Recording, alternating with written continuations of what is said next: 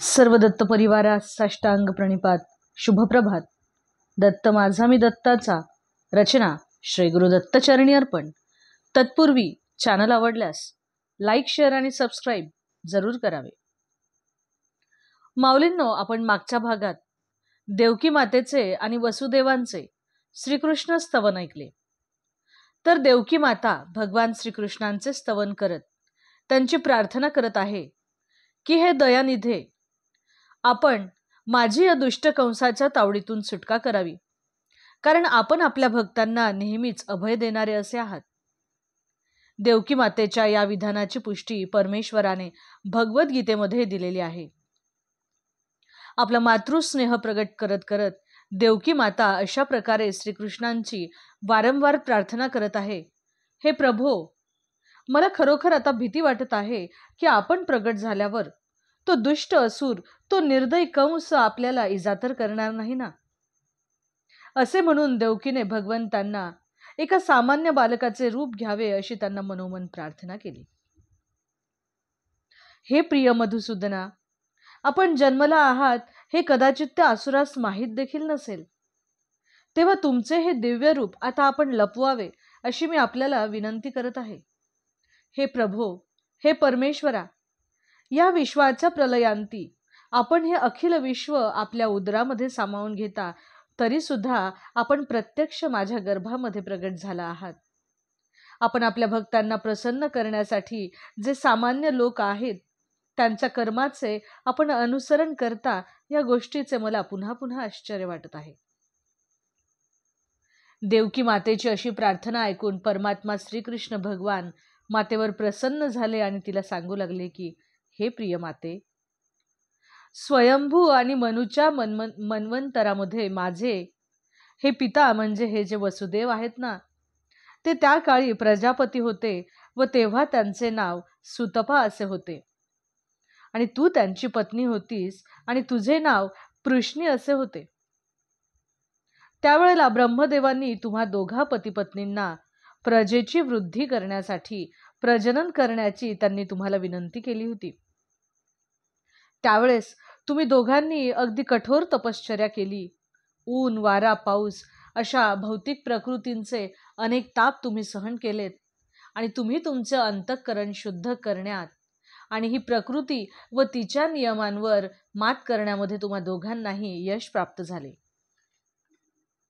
आपले व्रत पाळताना आपण केवळ जमिनीवर जी वृक्षांची पानं पडत असत, केवळ तीच फक्त भक्षण केलीत. अशा प्रकारे अतिशय एकाग्र चित्ताने आणि विषयांना आवर घालून केवळ माझ्याद्वारे तुम्हाला हवा तो वर प्राप्त व्हावा म्हणून तुम्ही ही कठोर उपासना आपण दोघांनी केलीत. अशा प्रकारे आपण उभयतांनी देवांची कालगणना पाहता 12,000 वर्षांचे कठोर व्रत, कठोर असे तप आपण केलेत. असे हे कठीण व्रत आचरत असताना आपल्या दोघांचे मन हे सतत माझेच ध्यान करण्यात, माझेच नामस्मरण करण्यात ते रात्रंदिवस तल्लीन असायचे. जेव्हा आपण अशी माझी ही भक्ती करत होता तेव्हा मी तुमच्यावर खरोखर प्रसन्न झालो होतो. हे माझे, हे तुझे मन हे त्यावेळेस देखील अशीच निष्पाप होते आणि तेव्हा सुद्धा मी तुझ्या पुढे माझ्या याच रूपात मी प्रगट झालो.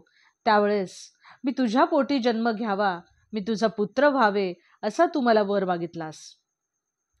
तू माझ्या या दिव्य स्वरूपाचे दर्शन घेऊनही मुक्ती न मागता मी तुझा पुत्र म्हणून जन्म घ्यावा असा वर मागितलास. तर अशा प्रकारे श्रीकृष्णांनी या विश्वामध्ये अवतार धारण करण्यासाठी पृश्नी आणि सुतपा या दोघांची आपले माता पिता म्हणून निवड केली. आणि केवळ हेच कारण असेल की या दोघांनी परमेश्वराकडे मुक्ती मागितली नसावी. परमेश्वराच्या सेवा भक्तीचे महत्त्व इतके आहे की त्यापुढे मुक्तीचे देखील काहीच महत्त्व नाही. तर अशा प्रकारे प्रत्यक्ष परमेश्वराचे माता पिता होण्याचा वर प्राप्त झाल्यानंतर भगवंत असणारे मूल आपल्याला प्राप्त व्हावे म्हणून पृश्नी आणि सुतपा पुढे पतिपत्नी म्हणून एकत्र राहू लागले. त्यानंतर यथावकाली पृथ्वीला गर्भ राहिला व तिने एका सुंदर बालकाला जन्म दिला. त्याचे नाव पृश्नी गर्भ होते. असे भगवंत सांगू लागले. त्याच्या पुढच्या युगामध्ये तुम्हा दोघांची नावे कश्यप आणि अदिती असे होते. त्यावेळेस भगवंत उपेंद्र नामक बालक म्हणून त्यांच्या पोटी जन्माला आले. आणि आता तिसऱ्या युगात तुम्ही देवकी आणि वसुदेव आणि तुमच्या पोटी श्रीकृष्ण म्हणून मी जन्मलो आहे. मी आता जो या विष्णू रूपात प्रगट झालो आहे ते केवळ तुम्हा दोघांची खात्री पटावी म्हणून. मी तर सामान्य मुलासारखा सुद्धा तुमच्या पोटी जन्म घेऊ शकलो असतो.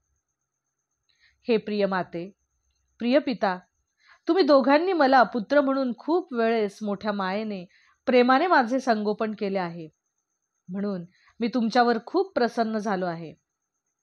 आणि यावेळेस मात्र माझ्यावरच्या भक्तीमुळे आणि सिद्धतेमुळे तुम्ही नक्कीच माझ्या भगवत धामात परत जाल याची मला पूर्णपणे खात्री आहे. आपल्या दोघांना माझ्यासाठी कंसाची भीती वाटत आहे ह्याची मला जाणीव आहे. त्यामुळे आपण मला या क्षणी ताबडतोब गोकुळात घेऊन जा आणि तिथे माता यशोदेला जी कन्या झालेली आहे तिला ताबडतोब आपण इकडे घेऊन या.